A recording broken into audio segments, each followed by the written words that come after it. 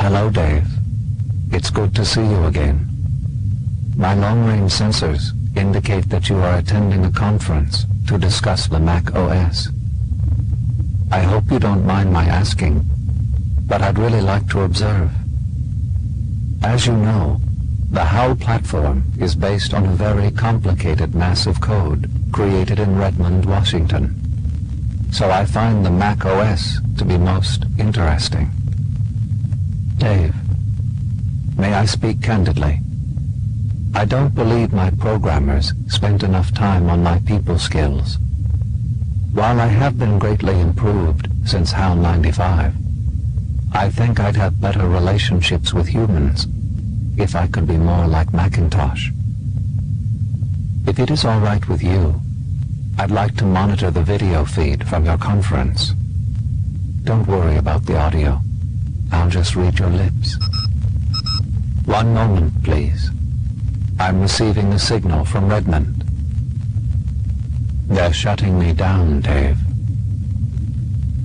I can feel it. I can feel it. Daisy. Daisy.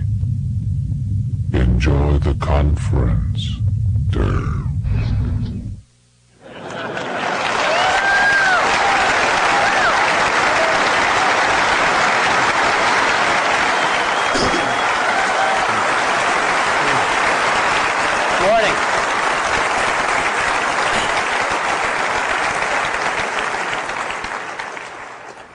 Good morning, all the way back there. We have some great stuff today, and it's my pleasure to get us going here this morning. So welcome to our 1999 Worldwide Developers Conference. This year is a record year for Apple. We've got over 2,500 people here as paid attendees. That's over a 40% increase from last year. And based on what's happened this last year, it's clear that developers are back on the Mac, and it's really great. We've got people from 48 states, we've got people here from 38 countries, and we have over 200 student developers here, which I think is incredibly great.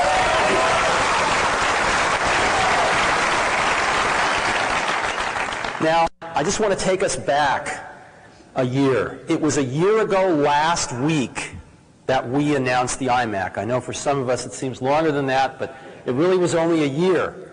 And in the last year, we all know what's happened.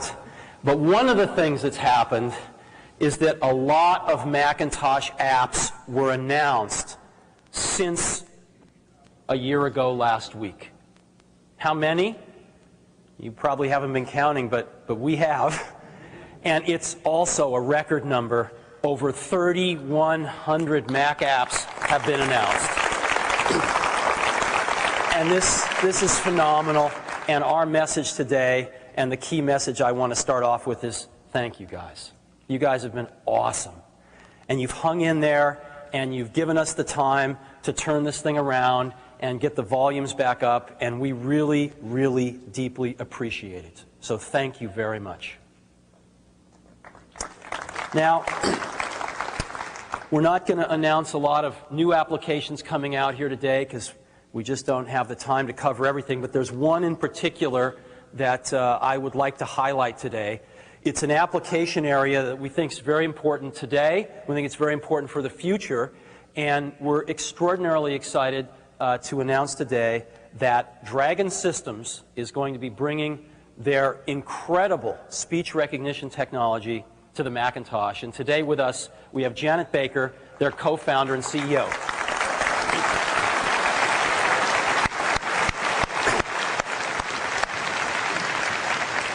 Hey, Janet. Thank you. Hey, thank you. Steve, let me be the first to give you a dragon of your own.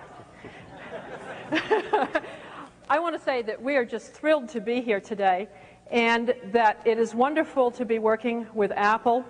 Dragon Systems started working with the old Apple II, the 1 megahertz 6502, which some of you developers may be old enough to remember. And to start with very small vocabulary recognition, and today, of course, it's the best-selling large vocabulary recognition in the United States, and we're looking forward to bringing it out on the Macintosh, on the Apple platforms, so that everybody can have the ease of use of talking to their computer instead of just typing to it. So I want to say thank you so very much for the opportunity to be here and for the co-development with Apple. We expect to have a release by the end of the year, an international version shortly thereafter. So once again, thank you so very much. Steve, it's wonderful. Thanks. Welcome Thank to the you. platform. You bet. Thanks. We're really excited about this, and I think it's something a lot of our applications and our system software can take true advantage of. Now, I'd like to run through and give you an update on Apple really quick, and then we'll get into the heart of the matter, which is, of course, the updates on all of our software and where we're going. So first, the company. Now, when we last met a year ago, we had just finished our second quarter of profitability. And I know a lot of you were asking the question, well, you know, can this continue? And I'm very pleased to report a year later that it did continue. And Apple has seen some healthy profits in the last year since we've met. And we've also seen some healthy unit growth. This has been fantastic. We've gone from sort of the mid-600s to the mid-800s, even climbing up to the mid-900s during that Christmas quarter just a few months ago. So we're very pleased with the unit volume, and we think it will continue to stay healthy. In terms of inventory, I just want to highlight this. I know this isn't something that maybe most of you care too much about, but we care deeply about it because our inventory costs more than yours. And we have to manage it really well because this stuff gets obsolete just sitting on the shelf. And we have done, I think, a terrific job in doing that over the last several quarters. And as you see, in the last 3 quarters, we've gotten down to, these are days of inventory leaving each quarter. So we used to have 30, and we literally left last quarter with 1 day of inventory. And during the last 3 quarters, we have beat Dell. And Apple has become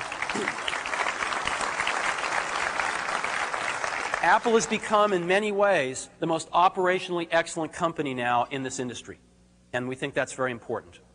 And lastly, again, cash. I think when we look back a year ago, there were still some questions about Apple's financial stability. Those questions have, I hope, evaporated by now. Apple is in very strong shape financially. So that's just a brief update on the company. And now what we'd really like to do is get into the software.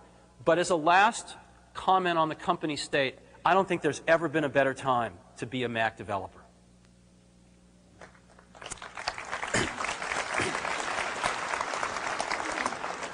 Next, I'd just like to cover the products a little bit. Where are we with the products? As you know, this is our product strategy. We have a very, very simple product strategy. 2 Pro products, those are the ones on the right, the Power Mac and the PowerBook, and soon to be 2 consumer products, iMac and a consumer portable, which we will announce a little later this year. So let's take a look at each of these. Let's first take a look at the iMacs. You're familiar with Lifesavers. That was our internal code name for the colored iMacs. We introduced them in January, and they have been a huge hit. Our iMac volume is just very, very healthy right now. We're running some fun ads right now. The thrill of surfing, the agony of choosing a color. And we have another one that's kind of fun that just says, whoops, come on. Surf's up, right? And so you'll see this and running a lot of television as well right now. So who's buying all these iMacs? This is of paramount concern or importance to us and to you. So who's buying these? We do a lot of market research. We do it every single quarter. And this is what the latest stuff has said. This data is about a month old. Of all the iMacs purchased in the US, 32% are first-time computer buyers. 32%. This is way above the industry average. And 13% Wintel converts. So 45% of iMacs are new. iMac customers are new to the Mac platform. 55% are not, but even those 55%, over half of them are replacing their Macs, and that's the time they buy new software. So that's good for all of us. In Japan, the numbers are even more staggering. first-time computer buyers in Japan are 49% of the total, almost half. So we're really happy about this, and we want to get even more of those first-time computer buyers.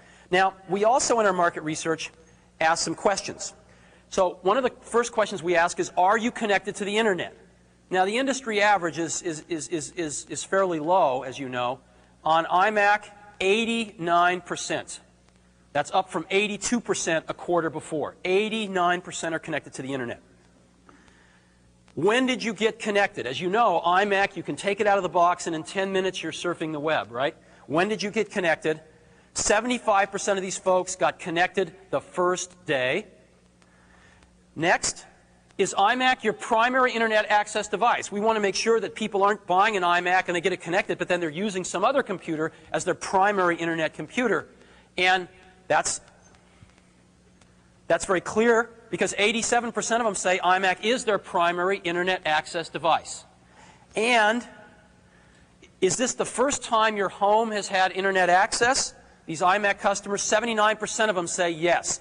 So if you add all this up, what it says is we're getting a ton of first-time computer buyers who have never been on the internet before, who are taking their iMacs home, getting internet access, and getting on the internet. 80% of them. Now, we ask this question a lot. How do we get more customers like these? And there's many answers, and we're doing lots of things, but one is very important, which is we want to continue to carefully and very selectively expand our distribution. And we've looked at a lot of partners, and today we're very happy to announce that we are adding Sears to our stable of national and regional distribution for iMac. And Sears is going to distribute iMac through their 800 some odd stores that sell computers in the US. They reach 32 million households. 54% of our computer buyers are first-time buyers, which is exactly the core audience we're going for. And we're going to launch this late this month over the Memorial Day weekend. So we're very, very excited about this, and we think Sears is going to provide a really great buying experience for these iMacs. So that's our iMac update. Next to the PowerMac G3s, I don't have too much new on that, except to tell you that our volumes now on this product line are higher than they have been since I returned to the company. We are thrilled at the number of PowerMac G3s we are shipping. And I know some of you are customers. Thank you very much. We don't have anything new to announce in this product line, but it's doing extremely well since its launch in January. I want to spend some time on PowerBooks today, because it's my pleasure today. I know there's been a lot of rumors, and they're true. It's my pleasure to announce the new PowerBook line today. We've got some great products. So when we look at PowerBooks, we say, what do people want? Well, they want these gorgeous 14.1-inch displays. Of course, the new PowerBooks have those. They want DVD drives. The existing PowerBooks with DVD drives have become the best way to watch movies on airplanes, as you know. People want desktop speed. While Wintel World is promising that with some new technology they're going to have late this year, we've been delivering that for over a year. And we have awesome desktop speed. Battery life is key, especially if you're watching your movie on that transatlantic flight and you don't even have enough battery to watch the whole movie. And weight, of course. So what are we doing? Our new PowerBooks, two models, 333 and 400 megahertz. These are the fastest portables in the marketplace. They are running at our desktop speeds. Let's take a look at that. In terms of byte marks, these are the fastest Wintel portables money can buy. Right? They're running it up to 366 megahertz, and they give you up to about 5 byte marks. These are our current, actually these are our current and soon-to-be old PowerBooks. And they get you at 300 megahertz running up to 10 byte marks. And these are the two new models taking us over 13 byte marks. As you can see, that's 2 to 3 times faster than the fastest Wintel notebooks money can buy. true desktop performance. Take a look at the weight. On the weight, industry standard for a fully featured notebook, you know, with a CD or DVD in it, drive, is 7 to 8 pounds. And our current PowerBooks are right in that range. Compact IBM ThinkPads and the Toshibas are the 3 top-selling Wintel notebooks. That's why I picked them, and that's where they are. The new PowerBook is substantially lighter, 5.9 pounds. It is now the lightest notebook in this class. These all have 14-inch screens on them. This is the lightest in its class. Battery life. Battery life is really important, as you know if you use a portable.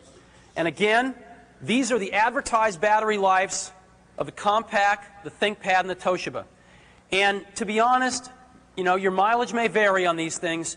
You don't usually get this kind of battery life. These are the advertised figures. Current PowerBook is right in there, 3.5 hours. The new PowerBook, on real battery life, real tests, we have a lot of tests that we run on these things, is setting a new industry milestone. 5-hour battery life.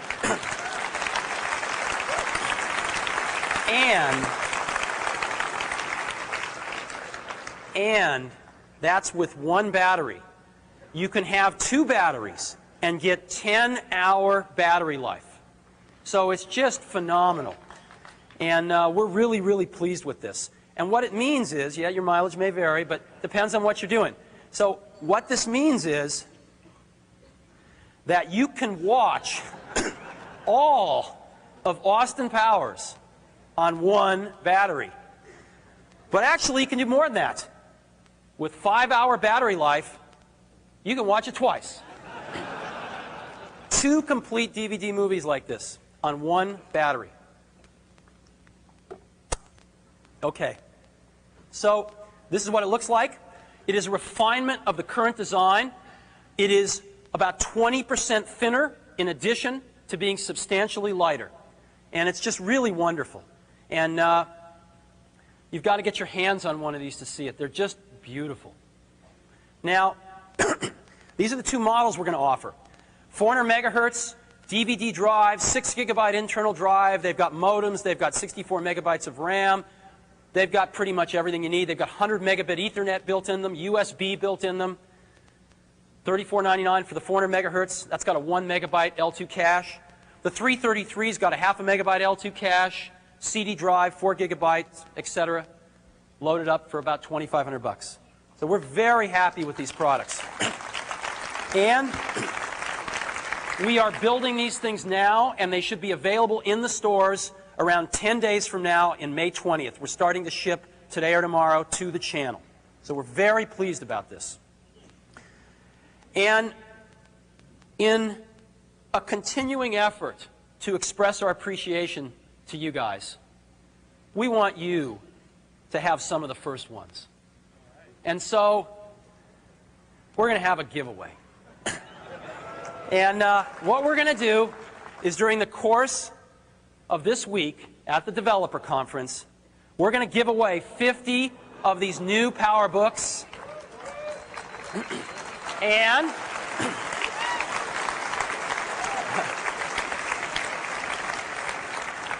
since you guys are top of the line, we're going to give away our top of the line. And what we're going to do, the way we're going to do this, is we're going to give 1 away every hour. 1 every hour. And we're going to do a drawing, and your name's going to be posted on the Internet Cafe, which is over there, once an hour, the winner's name. And we're going to go ahead and send, we're just going to send these to you. You should get them sometime next week. We'll pay postage. So,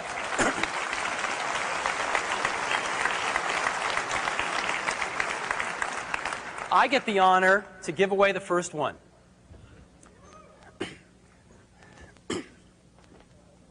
Excuse me. All righty. I have all your names in here.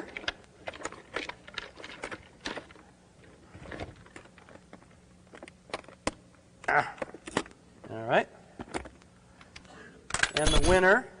of the first PowerBook is, oh, Steve Jobs. No. The winner of the first PowerBook is Richard Winkler. Is Richard here? From Boulder, Colorado. Where is he? Is that him over there? There he is. All right. Thank you, Richard.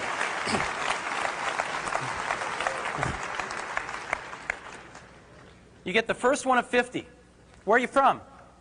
Boulder, Colorado. Boulder, Colorado? What do you do? Well, we're a laboratory that does atmospheric science. Uh-huh. And I've been working on Macintosh since the Mac 2. We've developed a lot of in-house software. Good. Well, congratulations. Thank you. Thank you Very much. Okay, take care. Now,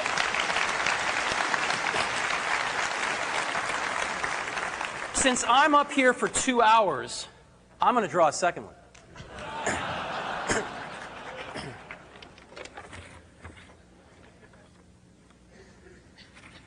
All right. Second one, Greg Pierce from Advanced Lighting Technology from Argyle, Texas. Greg here?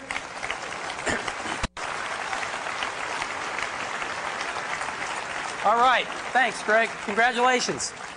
So those are our first two, and we're going to be drawing one of these every hour. So please check the Internet Cafe to see if you got lucky. So those are our new PowerBooks, and we look forward to telling you about our new consumer portable products sometime later this year. Now, I'd like to jump into software. I'd like to give you updates on OpenGL, Java, and QuickTime first. And to help me do that, I'm going to invite on stage, Avi Tavanian, our Senior Vice President for Software Engineering and a colleague of mine for the last 12 or 13 years. And, hello, Avi. Hi, Steve. And to help us, Thanks. And to help us do these demos, Avi and I are going to be assisted by Phil Schiller, our Vice President of Worldwide Product Marketing, and the best demo giver in the world. Where's Phil? He's going to come up when we He's need going to him. come up a little later. Okay, great. We've got lots of alpha, pre-alpha, beta software, so it should be exciting. Yeah. All right. So OpenGL. As you know, we got a lot of feedback from a lot of you over the last year that you needed a more powerful 3D API and you needed more powerful 3D hardware acceleration. And so we've started building in much more powerful hardware acceleration into our products. Not only the iMac class consumer products, but in particular our Pro products with the Rage 128, some of the fastest 3D hardware you can get in the industry. You also told us you need a really powerful API to deal with this hardware that was open-ended. And so we got the guidance from you guys to pick OpenGL, which we did and we announced in January as our 3D API. And this is the one we're going to focus on, and this is, the one we're going to stick with. And 4 months later, after announcing that choice, we are shipping it today. OpenGL is shipping today. It's on our website. It's got great performance. You can download it for free at www.apple.com. And we encourage you to go check it out. It will, of course, be built into future versions of the Mac OS. Right, we've actually done a lot of work to optimize OpenGL for the hardware platforms we're shipping today and some of the older ones. It gets just stunning performance on the Rage 128. And one of the benefits, actually, that our developers tell us about from our OpenGL work is not even the software per se, but the fact that it's very deterministic what they're going to get when they're developing, say, games and running it on a Mac, because it's so well integrated with the operating system, and there's so few problems with what a customer might have in terms of all kinds of different types of graphics cards or whatever, that it's just really simple, and it's just much simpler than what they find in the PC space. Yeah, the configuration nightmare of matching OpenGL to the right graphics cards with the right drivers, all that evaporates and really allows developers to do what they want to do, which is develop their applications. So we've got a demo of this stuff. Right. The 3D stuff is always fun to demo, of course. Let's get Phil up here, who's going to help us out with the demo. Come on up, Phil. Phil. Phil may run product marketing, but he sure has fun playing all these games. That's all I do all night. If you're ever up on a server out there and you see somebody with a code name that looks like me, it's usually me out there. 3D is a lot of fun, especially when you get to play. Now here's an area that I am no expert in. I have no pilot's license, but thanks to OpenGL and some of the great software coming out on the Mac, I can actually fly planes with incredible simulation. This is a piece of software called X-Plane. And for those of you who have ever tried it, you know it is wonderful. It truly simulates flying everything from B-1s to 747s, which is what I have up here. It uses real GPS data so you can track and fly to different airports around the country. It downloads real weather information from off the internet. So it's a tremendously lifelike, real experience. It's very cool. So here we are. We've picked New York, and I have it paused right now. And we're going to start a little flyby. It has some of the actual building data from some of the buildings around there. Obviously not all of it, but enough. So let's just start the plane flying. Phil, you're heading for a building. I can jump out, take a look around. Sync rate. That real-time rendering is just totally awesome. Let's start to take it up, head for the cloud banks. Okay, Phil, this looks kind of interesting, but it looks pretty easy. You think you can land it? 747? Don't they fly themselves? All right, I'm not very good at this, truthfully, but we'll give it a try. So let's go and set up a final, we can pick our airport, a final approach run. Let's try JFK. You can actually pick what runway you want. Let's pick 22 left. And before we start, let's make it a little more fun. Let's actually go and change the time of day. Make it a little interesting. Let's see it in the evening. Now you can see the runway at night. Okay, now, luckily none of you are actually on board this flight. Bring down my flaps. Reduce my airspeed a bit. Not too much.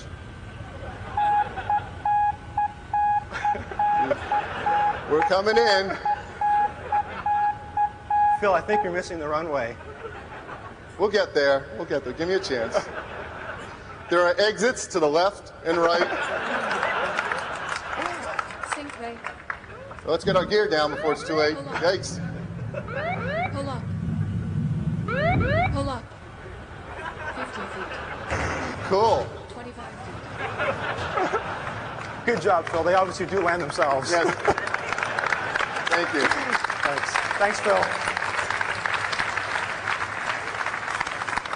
All right. We employ very multifaceted people here at Apple. Okay, so that's OpenGL. What about Java? We've talked for the last year about how we think Java is very important. And we've got some great stuff to talk about today. Today we are announcing MRJ 2.1.2. It's the fastest Mac Java ever, and it's downloadable today off our website. And it's not only fast, but it's highly functional. As we talked about last year when we were here at WWDC, we talked about the need for speed, and we've delivered that. But we also talked about the need for compatibility. And so 2.1.2 is completely compatible with the 1.1.7 version of the JDK and includes Swing. Now, we got some really great news, and we got some still in progress news. The really great news is that the latest MRJ is 5 times faster than the one it's replacing, right? At almost 7,000 caffeine marks. And this is great. And that's the great news. The in-progress news is the following. There was a moment in time, as you know, we're a little competitive with Windows on this stuff, and there was a moment in time in January and February when we were in the lab with this stuff, just about to get it out, where we were faster than Windows. But they have a lab too. And they had some stuff we didn't know about that they recently released, and doggone it, they got a little faster. So they are now at about 8,600 caffeine marks. We're still now about 30% slower than Windows, but doggone it, we're trying harder. And we're going to keep going until we're faster than those guys. Yeah, as Steve said, for a moment in time, we did have the lead. Unfortunately, it was still internal to us. We knew about it. The rest of the world didn't. And they did get a little bit faster. But we've also been a little bit upset that when you look at the data for the benchmarks, you have to wonder, is there stuff optimized for the benchmarks just to make the numbers better? Perhaps Hal was here last year and sent some messages up there about what we were going to do. But nevertheless, we are now in the game in terms of performance with Java. The performance of the JVM is really great, and more importantly, it now runs real apps. One of the things that we spent a lot of time doing was working with real developers writing real Java code to make sure that their applications worked and worked well, and we've achieved that. So it's great that all Java runs faster because we think Java is a good thing. And as Avi said, we are now in the race big time. What we'd like to do now is show you a demo of something we have in the lab. We're not going to announce any products today, not going to announce any strategies concerning Java 2 today, but we have some stuff in the lab we'd like to show you. Yeah, so those of you who follow Java closely know that Java 2 is the current version that Sun is shipping. We've been taking a hard look at it. We were kind of scared at first because Java 2 is pretty big. The 1.1 stuff starts out pretty big to start out with. The Java 2 stuff gets even bigger. And so, up until now, and even for the near future, we are focusing a lot on our 1.1 based code. Again, focusing on the performance of that code base and focusing on making the applications that people are writing today, which are still based in 1.1 with Swing, work well. That having been said, we're doing our homework on Java 2 so we can be fully aware of what's going on in that space. And so one of the things that we've noticed is not only is it big, but it's got some performance problems. So we've been looking at, well, can we solve any of these when we bring the technology over to a Mac? And that's what we're going to demo right now. Let's do it. Come on over. Okay, so we've got two machines here. Steve is going to drive the Power Mac, which is a 400 megahertz Power Mac. And this is running a pre-alpha version of our Java 2 technology. There is no just-in-time compiler integrated into it at all. We haven't got around to doing that yet. So it's very basic technology. We're going to show some graphics-related demos using Java 2D. Now, what I'm running on is the fastest Pentium money can buy today, 500 megahertz Pentium 3, running Sun's latest code using hotspot technology with their hotspot just-in-time compiler. so you're running the fastest stuff money can buy, basically. That's right. Great, on the Wintel side. That's right. And what we're going to do is we're going to focus the technology demo on Java 2D, which is a new imaging model for Java.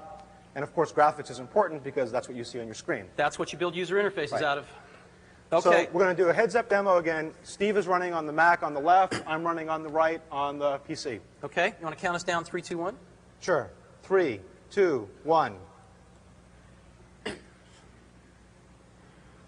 Wow. So as you see, Macintosh is just going lightning fast here. It's going lightning fast. Lightning fast, and the PC as well. PC's not. Not, no. Okay, we're done. Mac is done at 12 seconds.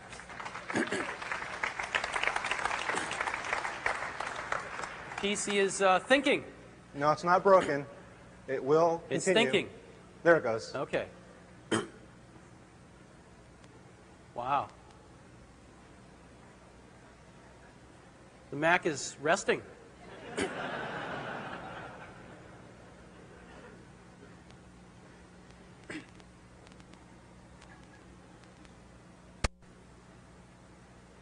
PC's making sure you don't miss anything. It will eventually finish. There. Wow. That's more than 4 times faster. That is remarkable. That is remarkable. All righty.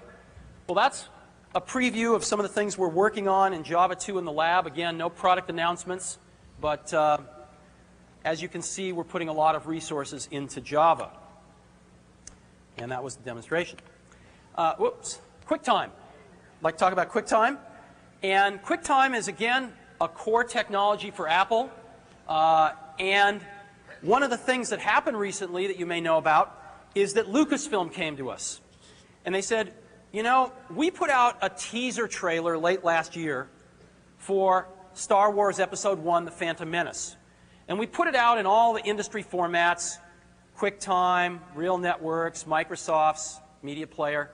And everybody, almost everybody, wanted the QuickTime version because it was the highest quality. So we just like to avoid a lot of trouble this time and give our audience what they want and put it out only in QuickTime. And we said, sounds good to us.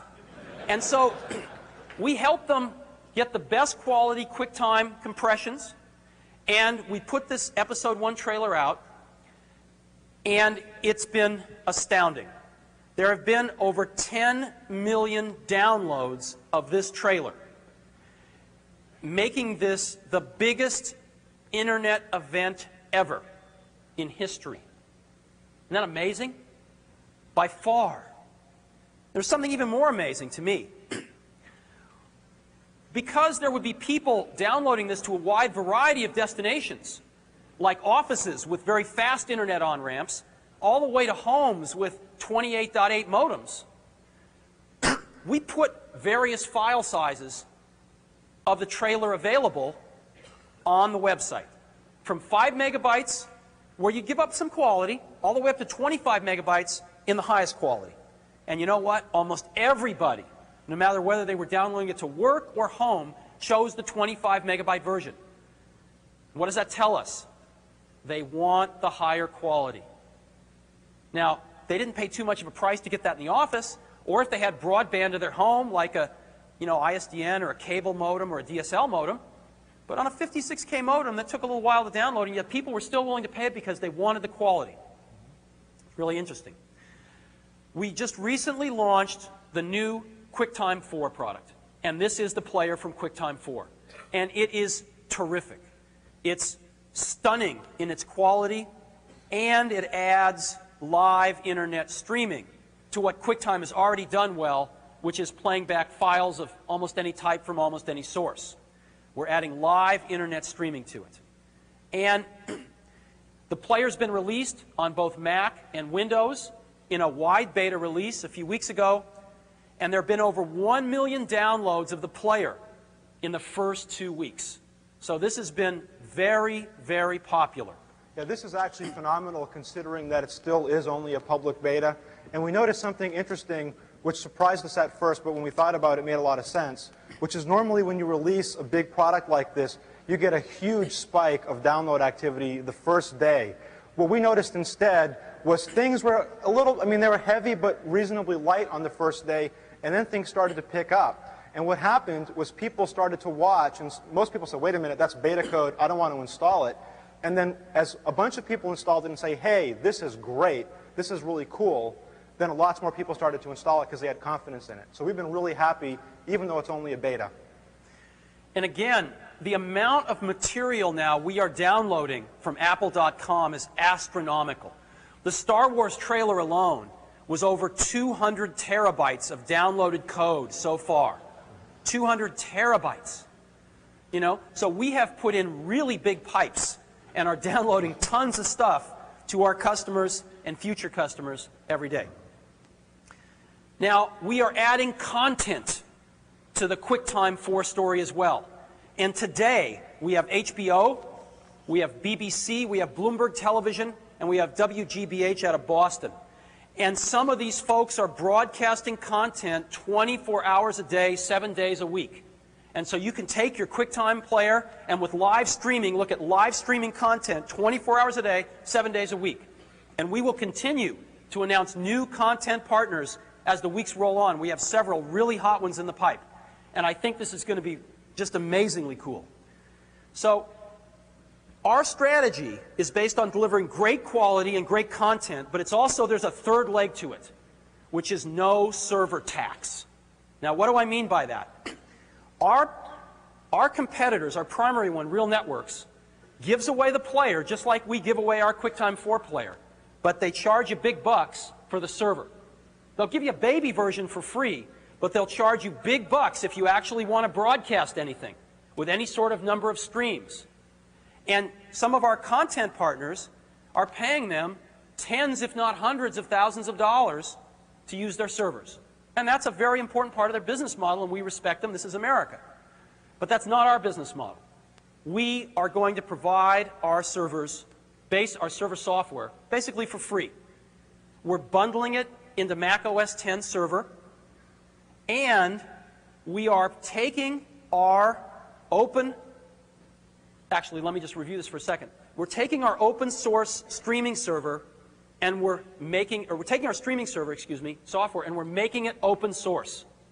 And we're putting it on the web for download. And we've done that And we've had over 6,000, actually we're up to about 8,000 downloads this morning. Keeps going up. 8,000 downloads of our open source streaming server software.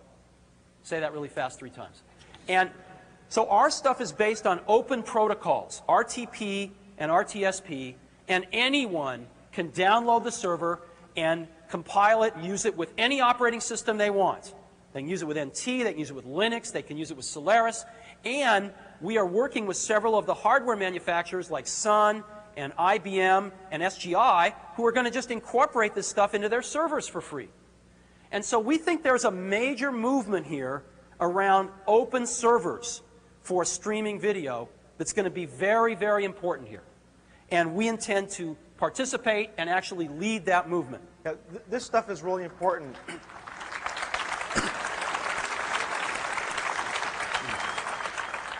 First of all, you can get a server from us for free, either the one that runs on Mac OS X server or the source code version, which you can just put on any system you want. No charge at all, as many streams as you want, run on any system you want, no cost. The other thing is we support open protocols. We talked about RTP and RTSP, which are IETF standards for this kind of technology. But the other thing that we're doing is we are really encouraging people to start using multicast for the basis of this protocols, because we believe that overall that's going to be a much more efficient way to get a lot of this, a lot of the data, a lot of the content around the internet. And so you can do interesting things, like you can take our open source code, take it and you know, modify it and do whatever you want to do it, maybe run it inside of a corporate firewall as what we call a reflector, take multicast streams run on the internet and just put them on your local network without slowing down your connection to the internet at all. So there's a lot of stuff that's going on here that we think is really important and is going to enable much broader use of this kind of content in the future. You know, if you look at it from 10,000 feet, QuickTime owns the non-streaming space for multimedia software platforms. Almost every CD is QuickTime. Almost every download is QuickTime. Most of the content on the internet available for download is QuickTime. Almost all of the multimedia content is authored in QuickTime, including all the stuff that's eventually broadcast and streaming on Reel. And so QuickTime has got a very solid base there. And we are moving QuickTime, that 800-pound gorilla in these other markets, into the streaming space in a very big way. And we are going to, the horse we're going to ride is open protocols and open source streaming server software. Okay. Well, we have, again, we mentioned it's included with Mac OS X server. Highest quality, no server tax. That's the key message here. And we'd like to show you this stuff now. Phil? Okay, so let's get Phil back up here. So Phil's going to show us all this great stuff in terms of the quality, the streaming, and everything else. Sure. Hopefully a lot of you have already downloaded the QuickTime 4 beta player and had a chance to use it. For those who haven't, I'll give you a quick run-through of what it does and what it looks like. It truly is just stunning in its quality, and it's a lot of fun to use. Consumers are finding that it's the first really great consumer app for media on the web. Now what I have here is a Mac, and we're sitting out on the internet, and I'm going to open up the QuickTime player, the brand new QuickTime 4 public beta player. And first of all, you see it opens up at one size. This size is the size you would see if you're going to play audio. It automatically scales to whatever content you're going to play. Audio, video, different sizes. It's got some very easy to use, very nice looking controls for just what you want to have fast access to. Play, stop, really great volume control, hardware slider, and a beautiful little drawer that I can pull open and have instant access to all my favorite content. We call these channel wells. Inside these channels are channels of audio and video, or any of my favorites, just like my favorites in my browser. And you see there BBC, HBO, Bloomberg's, WGBH, and one more we've added just this weekend. National Public Radio, NPR, is now broadcasting Talk of the Nation, and a lot of their great content. So as we go through this beta cycle, we'll be continuing to add more and more great content for people, as well as the stuff you can download yourself right over the internet. And speaking of download, as Steve mentioned, this great Star Wars piece, there's probably 2 people out there who haven't seen it yet. And if you want to see what's the big deal, why do people download over 200 terabytes of video, and what makes this the Super Bowl of video on the web, Let me show you.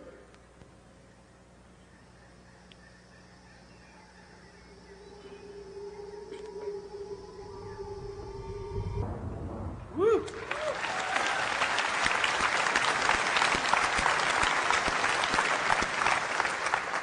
So that's incredible. Over 10 million people have downloaded that over the internet, watched that quality of audio, that quality of video with compressors that only exist in QuickTime in a widescreen format that only QuickTime does. It's the kind of tool that delivers new media over the internet that no one expected even just a few years ago. Now that's a file download. That's why QuickTime is sitting on all these HTTP servers out there with incredible content all over the web. But now we have live streaming. So one question we've gotten is, what if this video had been delivered as a live stream? How great could you make it? Well, let me show you just that. I am now going to play from a server a live stream of that same piece encoded for broadband communications. Not only what you would see on your own network, but what you might see with, for example, a fast cable modem at home. So what can we all expect with things like cable modems and DSL if we were to get this without downloading anything, simply watching a broadcast?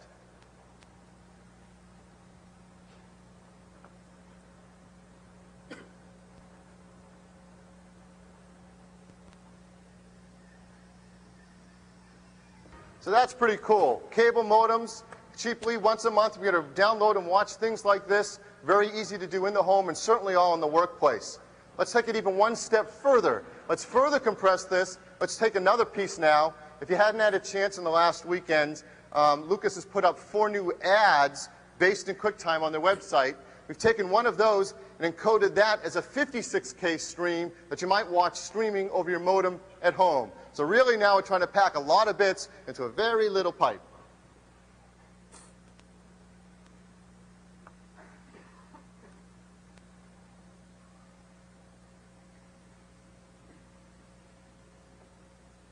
So that's the new ad at a 56K data rate, streaming from a server. And let me go a step further. What if it was all live? What if on the internet right now at home on a modem I could watch live news and information? So we've told you we have some of those content providers there today. And I'm going to just click right now. This is the internet. I'm going to click on BBC World. Anything can happen, right? It's the internet. This is content being created in Europe, broadcast up over a satellite, bouncing down to the US, in New York being put on a live encoding server that's encoding in real time, sending it out anywhere along the internet, and now we're picking it up locally on our desktop over a 56K modem in QuickTime.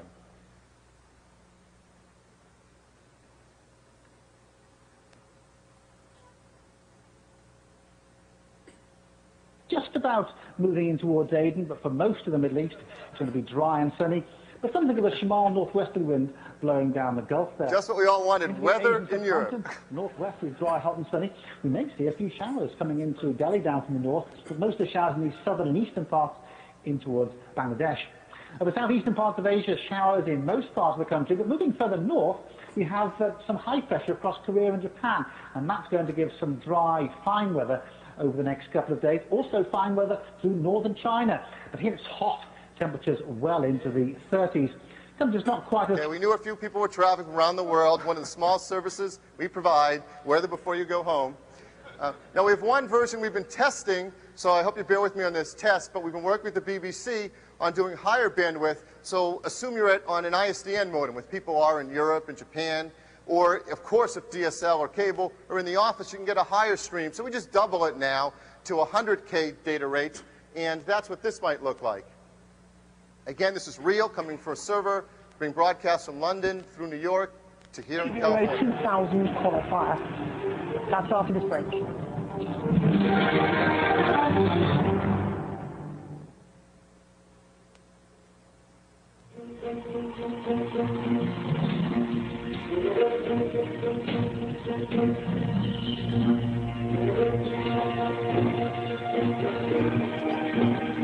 Text you can actually read, unlike other players.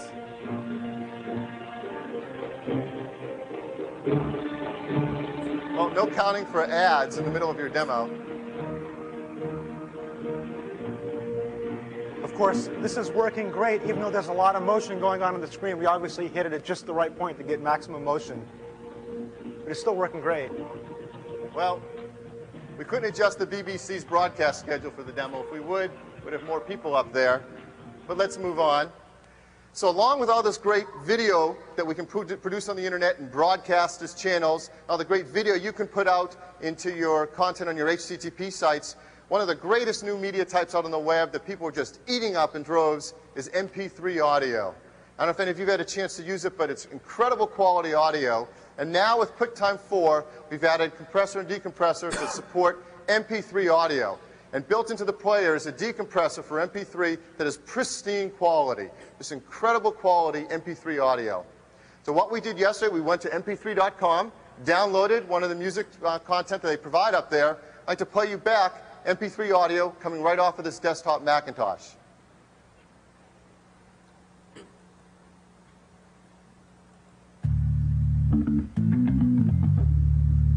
Phil, why don't you show us what some of the controls can do while this is playing too? Sure.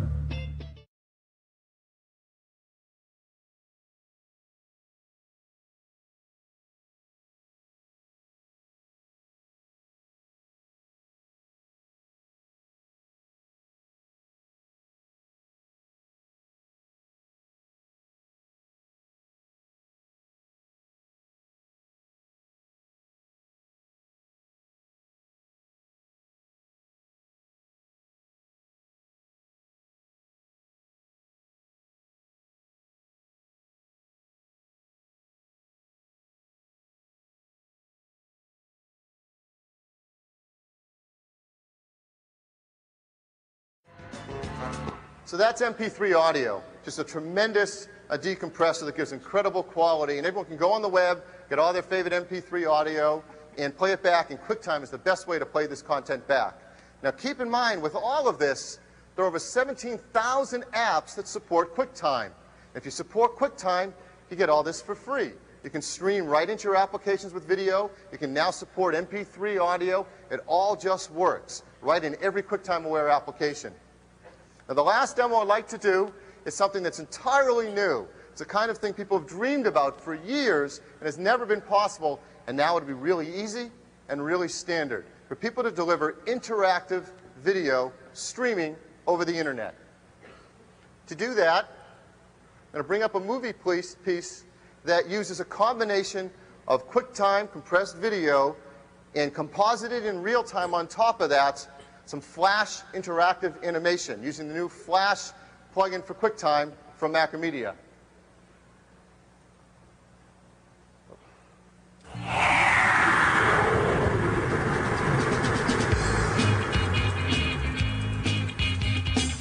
Now this is a snowboard video, and I have controls on top of it to play it, and I have controls to jump around.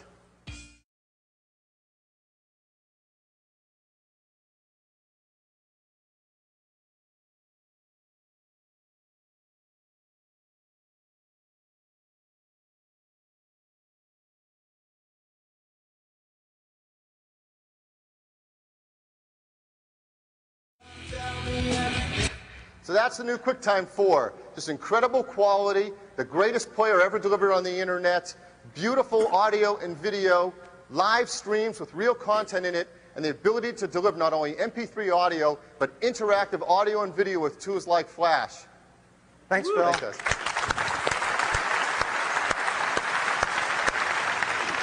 And all those features you saw demoed are in the free player. Okay. That's pretty cool, huh? So now we get to Mac OS, our operating systems. Let me review for a minute. You're all, I think, familiar with Mac OS 8.5. We launched Mac OS 8.5 last October. That's 7 months ago. I'm incredibly pleased to report, and it had some cool features in it. Sherlock, which was maybe the coolest. A whole new way to search on the internet. And this has been really popular. A meta search engine, if you will, where you can put in one query and it can dispatch that query to anywhere from a few to dozens of search engines on the internet, automatically take back their asynchronous results and sort them by relevancy. It's been a big deal. Some major improvements to Apple Script and Color Sync, and we announced that macOS 8.5 had the fastest network copy in the business, faster than any version of Windows, including NT. And what's been really great is in the last 7 months, we have shipped 3.6 million copies of Mac OS 8.5, which is, I think, great for all of us and shows that we can fairly rapidly move new technology out into the marketplace.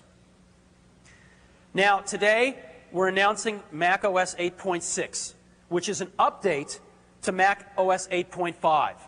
And Mac OS 8.6 features is just a lot of things, a lot of bug fixes, a lot of little features, a lot of enhancements. But the biggest ones are longer battery life. If you have an existing PowerBook, upgrading to 8.6 will upgrade your battery life. Some nice enhancements to Sherlock, AppleScript, ColorSync, the latest Java stuff, and if you're in design and publishing, some really cool new features in the LaserWriter driver, which you'd find quite useful. We actually started out with the plan for macOS 8.6 to just make it a very small, simple bug fix type of release on top of 8.5. But then a few things started to happen, and we realized we could actually put some other interesting things in there. The great example being the feature of the longer battery life, which is one of the contributors to the 5-hour the 5-hour battery life of the new PowerBook you just saw announced. What we did there is actually we made some core changes right down inside the nanokernel with some new interesting technologies that really make the system much better behaved for things like battery life. And you know, we even thought for a moment, should we delay this stuff till a larger release of the next larger release of the Mac OS? And in the end, we just couldn't because this stuff's so good. We want to get it out to our customers. So we're really happy about this. Now, the only one I want to talk about here is the battery life. In our tests, we have sort of city and highway tests, and this is the increase in battery life on an existing PowerBook before the new ones. 3 hours and 10 minutes on 8.5, 4 hours and 20 minutes on 8.6. And again, your mileage will vary, but as you can see, you know, it's a pretty big increase.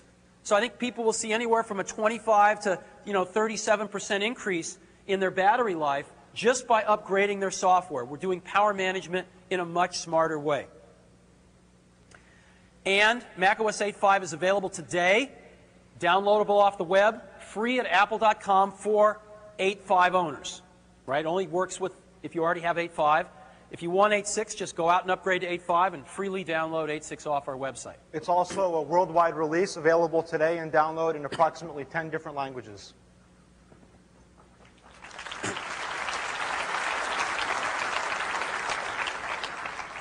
Now let's move on to the next major release of the Mac OS. Internally, it's codenamed Sonata. It's coming out this fall. And it's got over 50 new features in it. It's pretty hot.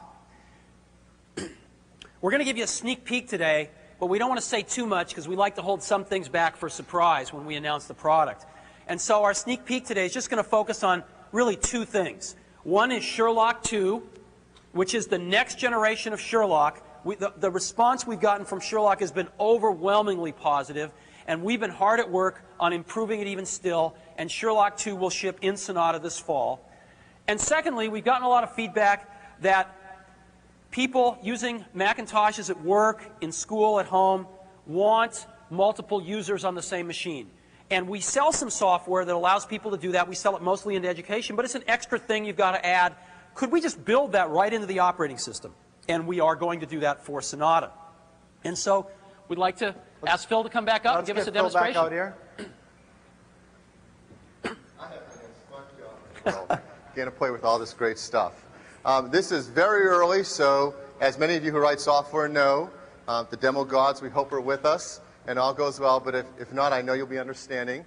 What I have is By the way, just a couple of weeks ago, a standard part of the demo was entry into MaxBug. Yes. We're beyond that, hopefully. I think we're beyond that. We'll see. Time will tell.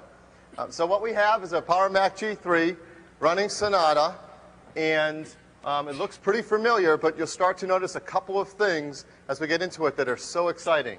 The first one, as Steve said, is Sherlock 2.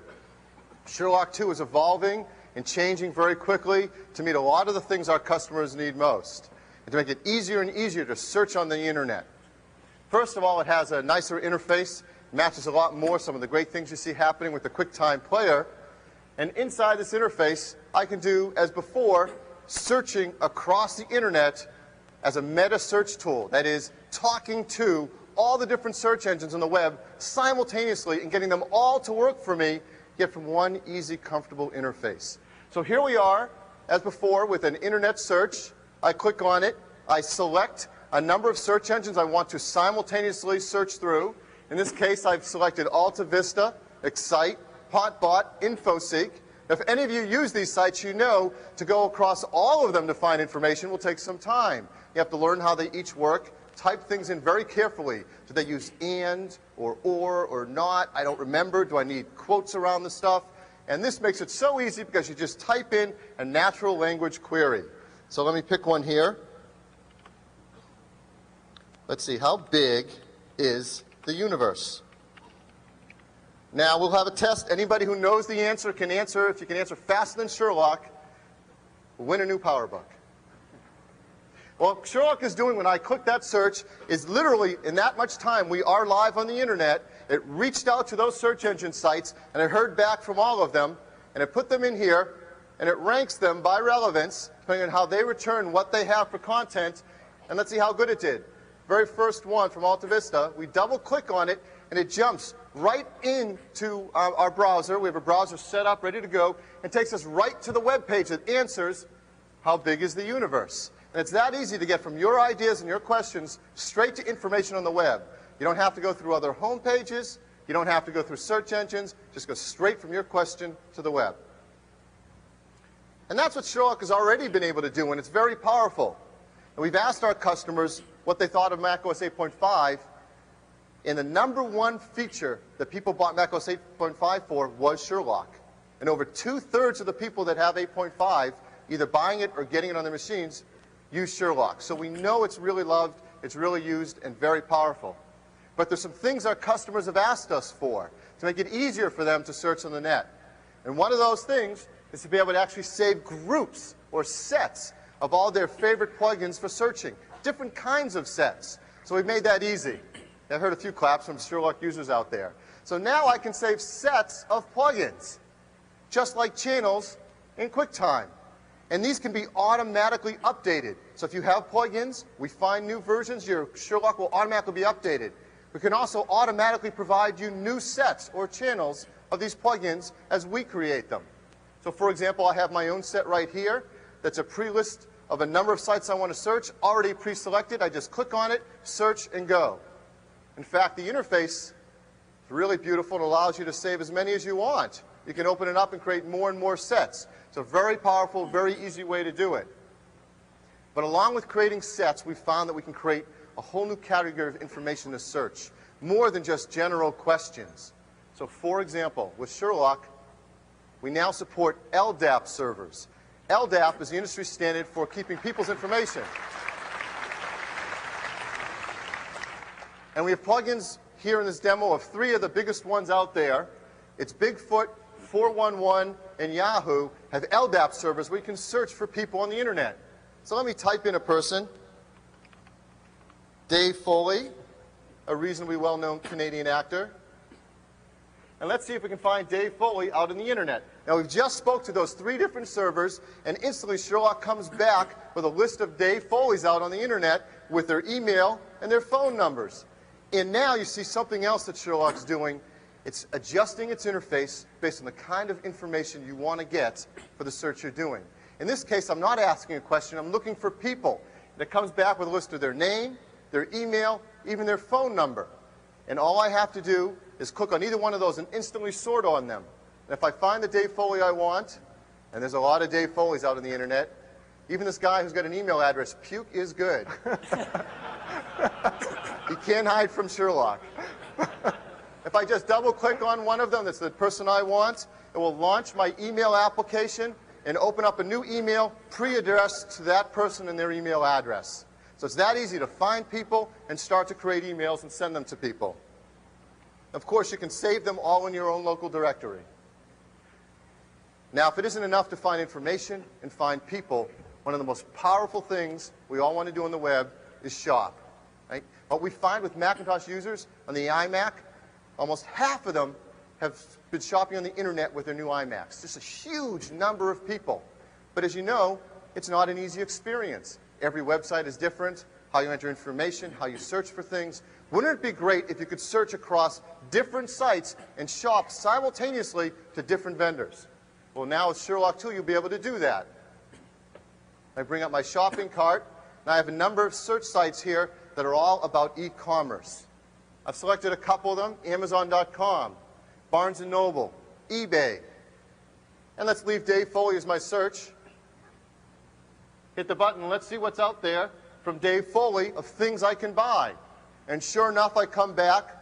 There's Amazon.com, Kids in the Hall, a video he was in, Sink or Swim. Let's scroll down. A Bug's Life. Now notice again, the columns have changed. It's not email anymore. It tells me the name of the content, the price, and availability. Because that's what I want to know. How much does it cost and when can I get it? Across different search engines. I mean, have you ever seen this before?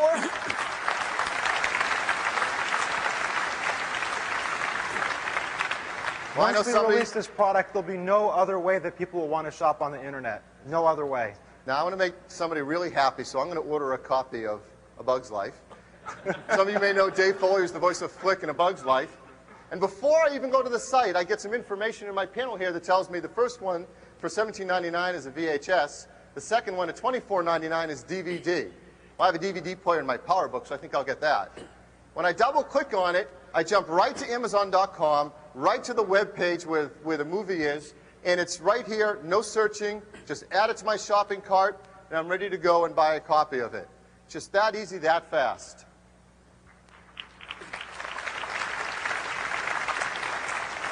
So that's Sherlock 2. Sherlock 2 is the easiest way to find information on the internet. It's also the easiest way to find people on the internet, the easiest way to shop on the internet, to find just about anything you need, and it's flexible, powerful, and fast. Now that's one feature. There's only time to show you 2 features. I wish I could show you all 50. But the other one, we've learned that the majority of people who own Macs have multiple people sharing the same computer. Now think about it. In a classroom, in a kindergarten through 12th grade classroom, you'll see multiple students coming up to a computer.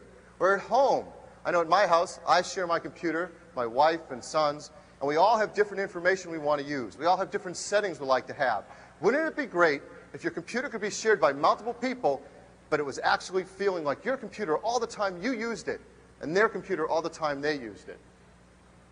Now, with macOS blank, I won't tell you, we'll take a poll on what people want to call this. It's so cool. We have the ability with Sonata to actually know who you are and log you in. A password will become your key to everything you do. So I'm going to log out of macOS. Now, people who used at ease for workgroups and classrooms knew you had that before. You could add it, but now it's built in. So here I have my login panel. In the login panel, we've set it up for me and my family, and we can all access the computer, and just by clicking on an icon, and I can set my own picture, my photo, any graphic I want, and log in, and of course, it asks for a password. The password is your key. When I log in and use my password, it now brings up my work environment, all of my preferences, what desktop I want, what fonts I like, what applications I have access to, what documents I'm allowed to see. The person who sets up the computer can set this all up. Even my internet access for what my web browser goes to, what email account I have, is all unlocked with that simple password. As you see, I have a folder here. It says Phil. It actually is a server in a set of documents that just my area, my workspace, no one else can get in here if I don't want them to. I can even double-click open a server and watch what happens. Instantly, it opens the server. What you didn't see is I actually had to send a password and ID to that server. Now, how many people have more than one password on servers, on internet sites? We all do. It's such a pain to remember all these things. Some like 6 things, some want only numbers, some need a combination. It's changing all the time. It's so hard to keep track of this stuff. Well, now, with Sonata, we've integrated a feature called the Keychain.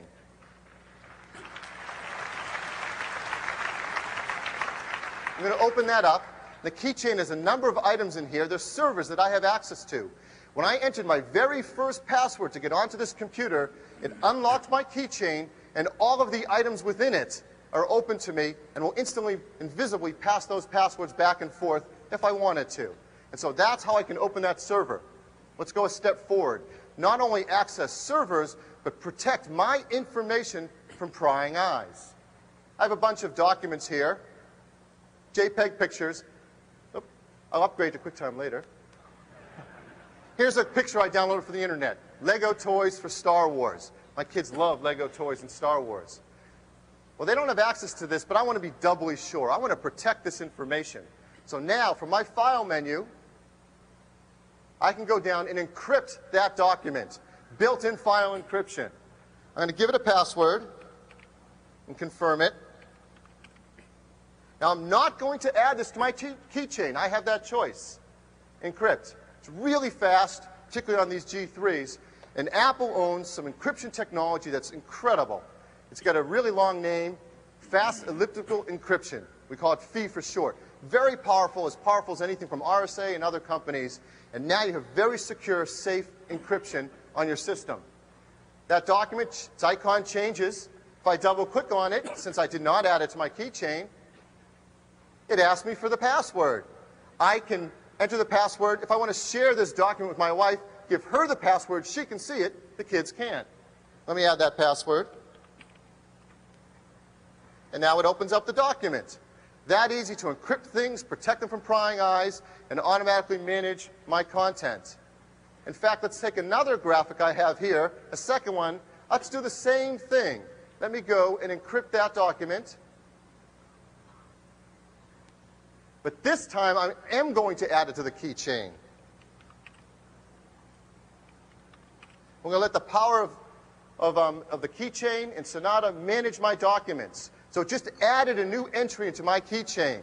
So the next time I go back to that document, since I'm logged on as Phil and I've entered my own password that unlocked my keychain, when I double-click on it, it automatically decrypts it, and now I can open it and see the content. I didn't have to enter that password. If I gave the document to anyone else, they have to know the password and enter it.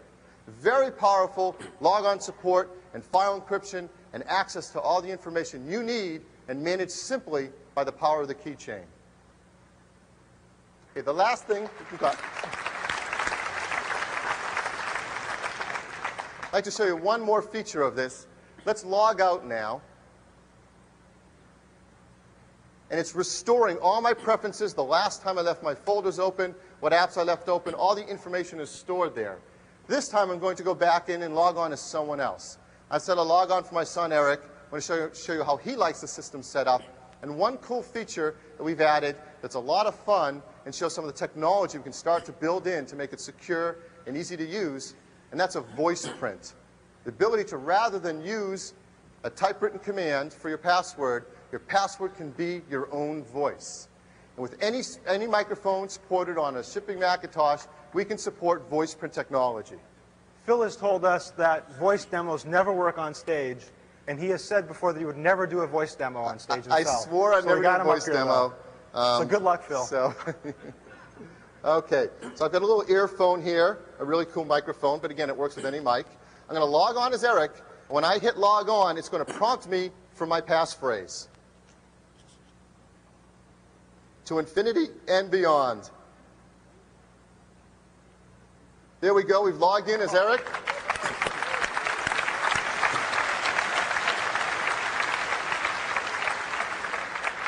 And as we log on, you see that Eric comes to his desktop, his preferences. We've set it up as a simple finder for Eric. He's got single-click buttons rather than double-click because he's only 7 years old. We'll make it easy for him.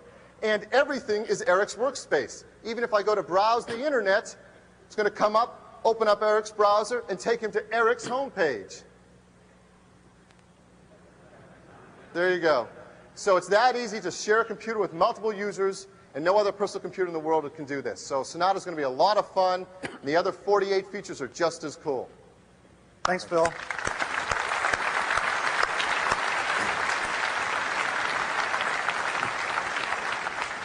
We have Sonata here at the show. If you have your applications with you, you can test them out and see if they're compatible. Hopefully they are. If they're not, let us know so we can work to fixing it. The other thing is this week we are starting to seed Sonata, the alpha and beta builds, to all of our registered developers, so you'll get to play with it pretty soon yourself. Another thing about Sonata, as we keep rolling out new versions of the OS, we know you guys have to test for the old versions too. And this is a product that we've got here at the show today. It's called the Mac OS Anthology. It's every OS release we've ever put out since System 7. And you can, I think, buy this for, what, $149? And this thing is our first DVD product, too, so you need a DVD drive to use it. But every single release, starting with System 7, when you have to test for old stuff. Okay. Mac OS 10. As you've seen, we've got, we think, an awesome release of the Mac OS coming out this fall called Sonata. And beyond that, we are working very hard on Mac OS 10. We'd like to give you a bit of an update today. First thing is, we released Apple's first product based on Mac OS 10 technology called the Mac OS 10 Server in January. And as you recall, that product does some pretty cool things. Not only file service for Macintoshes on a local area network, but net booting. This is where you can have a client Mac, let's say an iMac, with no operating system on it. Matter of fact, you can even take the disks out of it and boot over the net and boot an OS image off of the server. Run every application off of the server. Keep all of your state on the server to where the client is stateless. You can walk up to any number of Macs in a network, log in as yourself, and boom, your world shows up on that particular Mac. Because all of the state about the apps and your preferences and everything else is on that server. And as a matter of fact, when anyone upgrades anything on that server, you get the latest and greatest version the next time you log in. So if somebody upgrades the OS, they upgrade it in one place on the server, and every Mac on the network gets it. If they upgrade an app, the same thing. And then we wanted Mac OS 10 to be an awesome web server, Mac OS 10 Server to be an awesome web server too. So Avi and his team built in the most popular web server software, Apache, and built-in web objects, and not on this chart, because it's breaking news, built in the QuickTime streaming server. There's actually a version that's been in Mac OS 10 Server since we started shipping, and I believe there's an updated version on the net right now. And obviously development tools like BSD 4.4 and Java. So we're pretty excited about this product. It's Apple's first really modern server product ever, and so far the response has been very positive. And if you're building server-based internet applications that I know a lot of you are thinking about or already doing today, this is really a wonderful platform because it's got all the pieces that you need, whether it be Java or just low-level tools that you see in the Berkeley Standard Distribution of Unix, or in very powerful tools that give you great database connectivity and interfacing like web objects. We're very excited about this product, and you will see more server products as this evolves from Apple. But we're really going to spend most of our time today talking about Mac OS 10 Client, which is something we're working on. And I want to take you through what that is now with help from Avi. And we're going to show you a few demos. Mac OS 10 Server is based on that same, Mac OS 10 Client is based on that same core of software that we have put into open source we call Darwin. So the Darwin core, which is Mach, BSD, etc., is what we base the Mac OS 10 client on. And we believe that taking that stuff open source is going to be terrific for us. There's been a tremendous number of downloads. Already we're starting to get people feeding back suggestions and bugs and things like that. And we think it's going to make better products for everyone all the way around. On top of, oh, actually, and I have a slide here, as you know. This is what Darwin is, Mach BSD. It provides all of the modern features that we're looking for in the next generation Mac OS. Protected memory, preemptive multitasking, multi-threading, much more modern networking, etc. So we all know what that stuff is. We all want it. And it's open. As we said, in our Darwin open source program, there are now over 20,000 developers registered. And there have been over, I think we're up to about 185,000 components now that have been downloaded, about another 10,000 in the last 2 days. So it's been really popular so far out of the chute. And we're really excited about this whole strategy of having the core part of the operating system be open source because we're already a consumer of a lot of open source technology. You see a lot of open source components in there already, things that we integrate in, like Apache, like the GNU compiler, and add some value to before shipping them out. What we're now doing is taking other things that we do that have always just been, Apple proprietary technologies, if you will, and put them back out there. And people just love this because they can go, they can tweak things, they can take some of the technologies, move them to other platforms if they want, which will benefit us, we believe. And it's just a wonderful working relationship with a lot of our developers. Now, Avi, there's a new release of Darwin that's being put on the web? Yes, that's right. As of today, we are posting a binary image of Darwin, which is a completely functional download. You download it, you install it on your computer for free, and it gives you the complete Darwin environment, completely pre-built, which is a great way for you to go off and actually start building and enhancing the Darwin components yourself. That was missing from our first release. We hope to get it out sooner, but we had our developers working on something more important that we'll be talking about in a little while. Okay. Now, on top of Darwin, we layer on top something we are calling Quartz. And what Quartz is a whole new imaging model and windowing system for Mac OS X. We wanted a windowing system and a graphics model that was based on the latest and greatest stuff, and that is the PDF standard invented by Adobe. And we believe in that standard, and we are embracing that standard, and we are building it into Mac OS X. This is the direction our entire design and publishing market is going. It's also, we believe, the direction the web is going in terms of graphics. PDF is the richest content on the web, and we're going to support it as native, and what we're basing our entire imaging model and windowing system on. And we've added to PDF full compositing. So all of those wonderful things you can do in terms of compositing in applications like Photoshop. The basic operations of those things are built into the core of Mac OS X. Full alpha channel and the original Pixar compositing operators upon which all of this stuff is based. And lots of really cool effects. Yes. Yeah, it's really hot. So this is going way beyond the stuff that of those of you that were Next Step developers had. It's really hot. Then, on top of this foundation, we have 3 application environments that are part of Mac OS X. Oh, actually, no. We have a demonstration. We're going to do a demo. We have a demo. So we let's want get to our show you friend the Phil Quartz back stuff. out here. The graphic stuff, you know, Steve and I can stand up here and describe it, but words can't do justice to what can really be done. So you have to see it. So let's have Phil show it to us. Hi again. Hi, Phil. The Quartz is a really powerful graphics model. It lets you very quickly and easily take advantage of some very powerful new features in all your applications. If you build on top of these new application environments, you're going to get these benefits. I have 2 quick, simple applications we've created just for demonstration purposes to show you some of the things you'll get. This first application, called Layer View, it brings up a background. In this case, I'm using a TIFF background. I'm going to just start typing right on top of this TIFF background. And what you see is gorgeous anti-alias text with a drop shadow. That drop shadow actually has a blur effect on it and is semi-transparent, all happening dynamically on the fly. It's kind of hard to see, I think, if you're sitting out in the audience, especially in the back, but it's truly amazing, especially from here, where you can see the clouds peeking through partially the drop shadow of like the L or the O. It's just amazing. Now let me open up from a folder on my desktop a graphic. By the way, it's also blurred. Now on my desktop I have a graphic. This is a PDF file. I'll drop it right in and instantly imaged.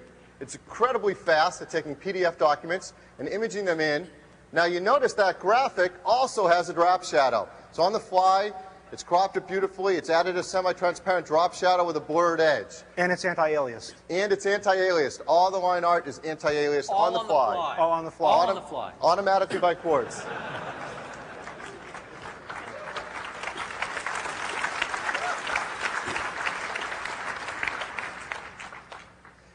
Now, for example, let's just take a selection here.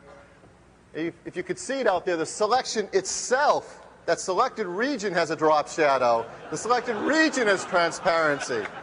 And blur, and anti-aliasing, and everything. It's just easy and fast, and this is the kind of stuff you can add to your applications building on top of Quartz. That's one demonstration. Let me show you one other we've quickly put together here to show off some of the compositing features. We call this the playground, or PDF playground. And in here, this is a PDF file we just brought in. We move it around. I can resize it. I can rotate it. It's all done with a PDF file. But the fun comes in when I bring in a second PDF file. Let's take this one of the world. You can move that around as well. You can resize it. You can rotate it. I've heard there's some people here from Australia. I know you see the world a little differently. Yeah, there he is. And the real power is built-in alpha channel and transparency. You can start to see. And remember, these are all PDFs.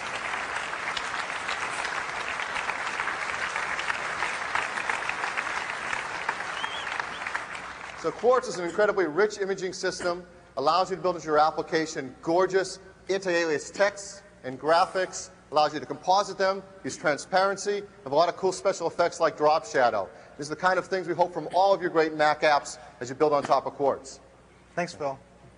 This stuff was actually invented by Pixar like 15 years ago, and this will be really the first time that the full set of compositing stuff has ever been built into an operating system. And we're very, very excited about it. And what it basically means is that we and you can build software that have this kind of functionality without having to reinvent the wheel ourselves. Very high performance stuff built right into the core imaging and Windows system model of the operating system itself. Okay, there are 3 application environments built on top of this very powerful Darwin and Quartz foundation. And the first one of those we used to call Blue Box, and now we call Classic. And Classic is an environment that runs existing Mac apps without modification. However, you do not get any new features. You don't get that fancy Quartz stuff we just showed you. You don't get memory protection in the sense that if you're running 3 or 4 Classic apps and one of them bombs, all of the Classic apps will bomb. It won't take down the rest of your system, but all the Classic apps will bomb. So this is a way to run existing apps where the developers, either went sailing and aren't going to rev their apps, or, if there's an app that hasn't been revved that you need to use. So that's what the Classic environment is, and it's part of Mac OS X. But far more exciting than that is the Carbon environment. Carbon is something that we announced at last year's developers conference. And Carbon was a way to go into the Mac APIs and clean them up after 15 years of some barnacles. And we've done that. We've cleaned up the Carbon APIs, and they're wonderful. And it's very, very fast to what we call carbonize your application, to where it runs on Carbon.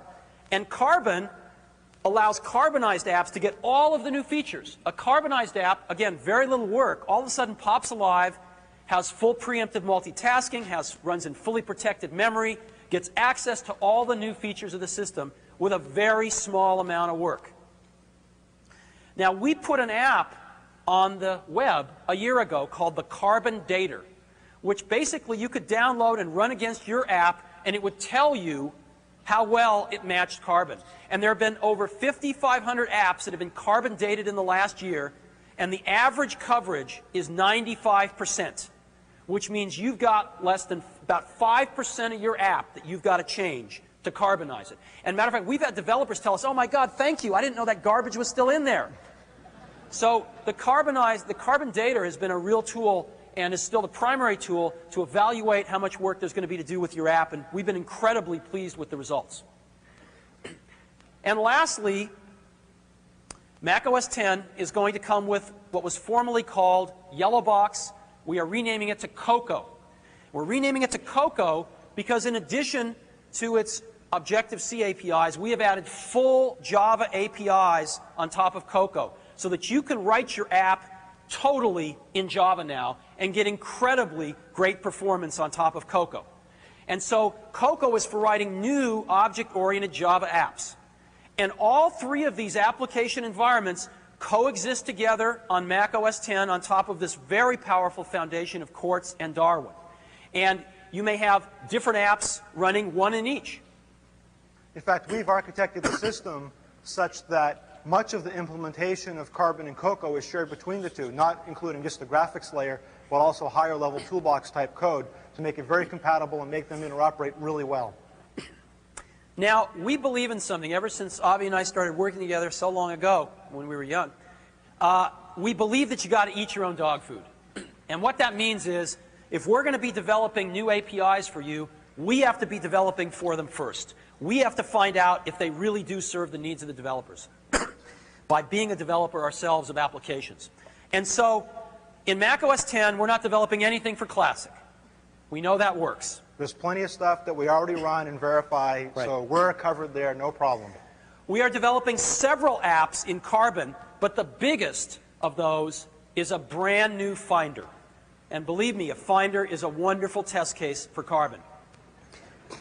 And then, on top of Cocoa, we're developing a wonderful app as well. Matter of fact, several, but one in particular we want to highlight today. We believe that in these OSs, communication is one of the key parts, one of the key things our customers are doing. And so we believe email is really, really important. And macOS 10 will include a great email client right in the operating system. And so among the many apps we're writing as part of the system, we'd like to highlight the new Finder and the new Mail for you today to show you not only how far we've come, but that we are indeed eating our own dog food. So, let's get Phil back up here. Last time, Phil. Another demo, another OS. This is really cool. To actually have macOS 10 client system to be able to demo to you and to show off some of the applications we're starting to build on top of Carbon and Cocoa and the things we're able to do. It's a lot of fun. I have here on my machine, again, macOS 10, the same demo machine as before. And now, along with having our desktop, the ability to bring up a really cool Finder, and some of you who have worked with Next will recognize some of these great features. So we'll launch the Finder app. Performance will be tuned later. And now what you'll see is a very simple and powerful view of all my folders, my machines. Now to begin with, here we are in our G3. Now our G3 has attached to it a hard drive, in fact 2 of them, and of course is plugged into the network. So now there's one easy way to see that. You know, going through choosers and older ways, you can actually see it right here through your Finder. In other words, let me just take a brief moment to explain this. This is really important. When we did the original Mac, there wasn't a network. We put in this thing that became Apple Talk so we could share a printer. And so the Finder had no notion of anything beyond the walls of the plastic of the machine, except for this one piece of code called the chooser, which was originally invented for choosing the printer, if you had more than one printer on the net. That paradigm, Mac has been stuck in that paradigm since 1984, of an island and a chooser to go outside and choose resources, and they're 2 completely different things. And what we are doing here is integrating them together. Whether you're working with stuff in your own file system or whether you're working with stuff on a network file system, they should look and behave exactly the same. And the fact that something happens to be on your local machine is just circumstance. So now when I click on one of these items, Carbon is an HFS plus hard drive volume. You see the drive above here, and you see all the contents within it. Really logical. My Macintosh hard drive in the system, that's a UFS volume. Yen works seamlessly together right inside here. You see the drive, you see everything in its contents. Now I click on the network, and I'm going into our local area network. You see a network icon, and I see people sitting here with machines in engineering, and in marketing, and in sales, and I am actually moving across the network. When we jump out to Ken Bereskin's machine, and he's got a public area here. Now Ken is somebody I share a lot of these files with when we do all our 10 demos. So I may need to get back here. So I take Ken's home directory, and I place it up on an area right above, we call the shelf, and now it's there for whenever I want to get to it again later. Now something subtle's just happened. As I drilled down across the network and looked for his home directory, you see it kept moving to the right. It kept adding columns. So I don't spawn multiple directories and windows all over my desktop that I have to option click and close. It just keeps moving and adding what I need. And now with the scroll bar, I can see where I've gone. How did I get there? It's all intuitive and right there in front of me. I can very quickly jump back to the network. It's just all one click away. Very intuitive and obvious. Now let me drill down inside my Carbon hard drive. I want to go into my hard drive. I want to go into my documents. I have a folder here on Alaska. filled with pictures. When I click on a picture, I get a preview of it right there in the Finder. It's really fast, and I get info on it. So I don't have to do a get info command. I get information right there appropriate for that content, so I can get that whenever I need. And here's this humpback whale JPEG. I may need that again later. So again, put it right up here on my shelf, and I have instant access to it whenever I want. And now let me jump to Ken's directory again. Click. I've just reached out over the network, gone down, gone into Ken's directory. Let's go back to that JPEG picture. Click. Right back there. Moved onto my hard drive, got there, and found it. It would take so many clicks and steps with Mac and Windows to get there. But with this new file viewer, it's just as simple as one click, and it's so intuitive for users. It's just like programming buttons on your car radio. Now, if you want to work in another view, you can open up other views. For example, let's view this as icons. So there's our familiar icon view. But we still keep our hierarchy up above, so I know where I am. I don't have to lose out, because I like to use my icon view. And I can click on things, and I can double-click on folders, like the Alaska pictures, and jump right there. And again, if I wanted to, I can keep everything right in context, right in that view, and not spawn multiple windows. So the Finder be very powerful, very fast, and very easy to work with your local information, in information out on the network, and you can look at it in columns or in icons, whatever do you want. Now, the bonus demo that Phil just did but didn't actually explicitly mention is this is a Carbon application. So you're showing, what we're showing here is the reliability and completeness of Carbon at this point in time. The Finder is one of Apple's biggest piece of codes, and to write this in Carbon is a tremendous amount of work. But now, Steve also mentioned we're going to do an application on top of Cocoa to show you, and that's the new Mail Viewer app. Phil, just one other comment on this. This basic user interface paradigm of the Finder, of course, is not new. This is one of the things that we were able to bring along with us from Next. And we have actually beta tested this for years out there with everybody from professionals in the design and publishing market all the way down to first-time users. And we know from experience that somebody who's never used a computer before, in an hour, can be navigating around a local area network, going into their colleagues' machines, finding things they have permission to look at, sharing information across a local area network that only most sophisticated Mac users can figure out how to do today. And it's amazingly better than what we have today.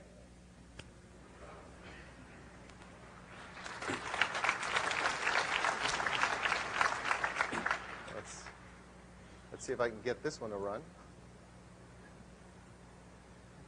There we go. Here we go. So the new Mail Viewer, entirely written on Cocoa, is a very powerful but very simple to use email application. I have all my buttons above for checking my email, finding addresses, composing new email, forwarding messages. And this email application is based on the latest standards. It uses POP and IMAP for its email servers, so just what everyone uses in their companies and out there on the internet. And it uses LDAP servers for address directories, so I can keep lists of people and groups and work with these great LDAP servers that we demoed earlier in Sherlock. Let me click through a few email messages. Here's one from Peter Lowe. Here's one from Canada. I'm from Ken Breskin about Canada. But here's a really cool one. Of course, it's from my boss. And what's in this email is a PDF file, not as an attachment, not as an enclosure, but right in line in the document. Because with Quartz, I can render all my great graphics types, including PDF documents, right in the body of all my documents. So my emails can be incredibly beautiful and rich with data.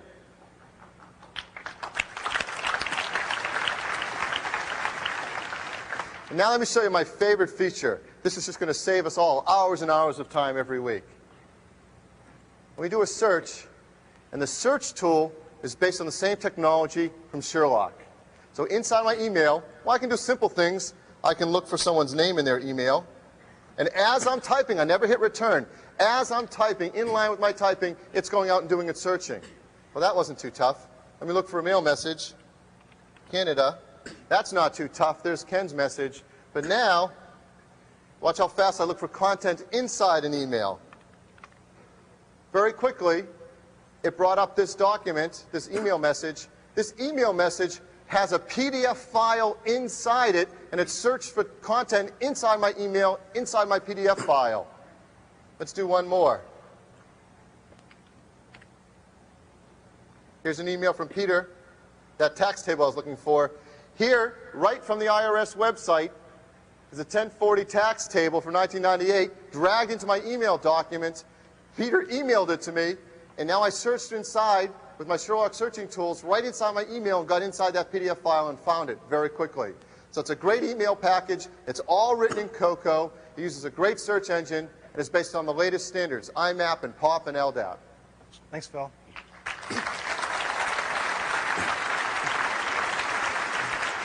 So these applications are obviously works in progress, but the reason we wanted to show them to you today was because we want to let you know that we're doing major app development on top of Carbon and on top of Cocoa, and this stuff's really looking good. Now, let's talk about schedule. Developer Preview 1 is a CD-ROM with the current state of Darwin, Quartz, the 3 application development environments, the tools, basically the Mac OS X client system. Developer Preview 1, and we are going to make that available to you today.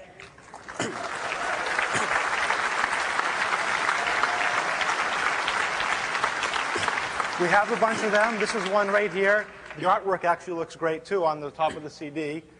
You'll be able to pick them up as you leave. As you leave, right outside the door.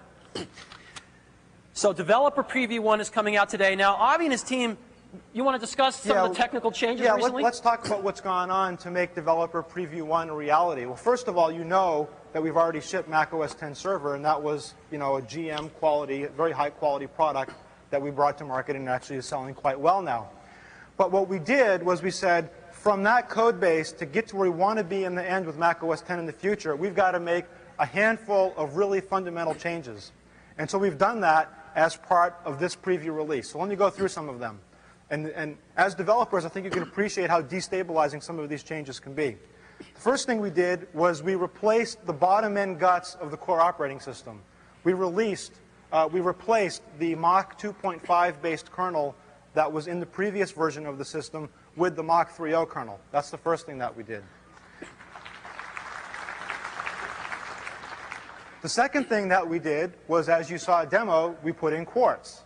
So the entire imaging model and the entire window system that's being used for all the graphics, for all the windowing, is completely brand new. And it all works. That's a big change. The third thing that we did, which can be very scary, is we changed the compiler. What we did with the compiler is, as you know, internally we use the compilers based on the GNU tools, and we're continuing to do that. But we made a major change to the compiler that takes us to a version of GCC called EGCS. And the major benefit there, people know what it is apparently, and like it. The major benefit there is it's really an outstanding C++ compiler which meets our needs for the future. So we've made 3 major changes, and we're going to give it to you. So you're going to find a few things that are broken, but you'll also find that Carbon is largely complete. Almost the entire high-level toolbox and all the managers that make it up are complete from a functionality standpoint. I'm sure you'll find a few things that don't work quite like you expect. That's okay. Just let us know. We'll fix them if we haven't fixed them already. You'll find a handful of managers that are sort of on the fringe of what most people do, which aren't there yet, and we'll update them later. So you will see something that should allow you to get your applications up and running without too much trouble. It should work. You'll hit a few bumps along the way, but we believe we've got a solid release that you can now take home and start carbonizing and bringing your apps up on Mac OS X with. All right. So that's today. Developer Preview number 1. And again, this is the first really wide release moving into the path of Mac OS X. The next one is going to be called Developer Preview 2. And we are going to give it to you this fall. And we then plan on shipping 10.0 early next year. So we are less than a year away from 10.0. And that is our plan. And we are now in that phase of the development where the foundational stuff is pretty much behind us, and you'll see rapid improvements in the top layers and things in the user interface as well. Yes, we're going to stop making substantial changes like changing the underlying kernel. At least for this year. So we're really excited about this. Please get your copy. Please give us feedback. And this is what we're doing at Apple. I'm told this is the 3rd year in a row that we have the same Senior Vice President of Software, Bobby Tavanian.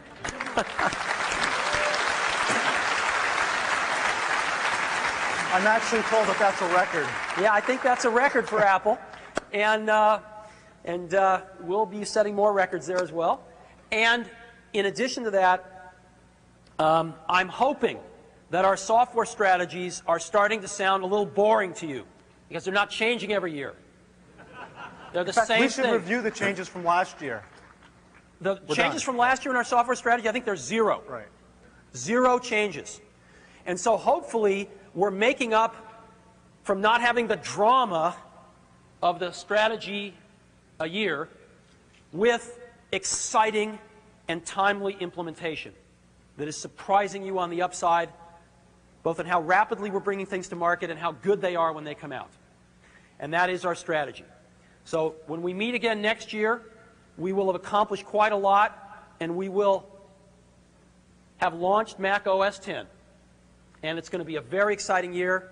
And if we can get the kind of help that we've gotten from all of you this past year, I know that we will be successful together. So thank you very much, guys. Thanks.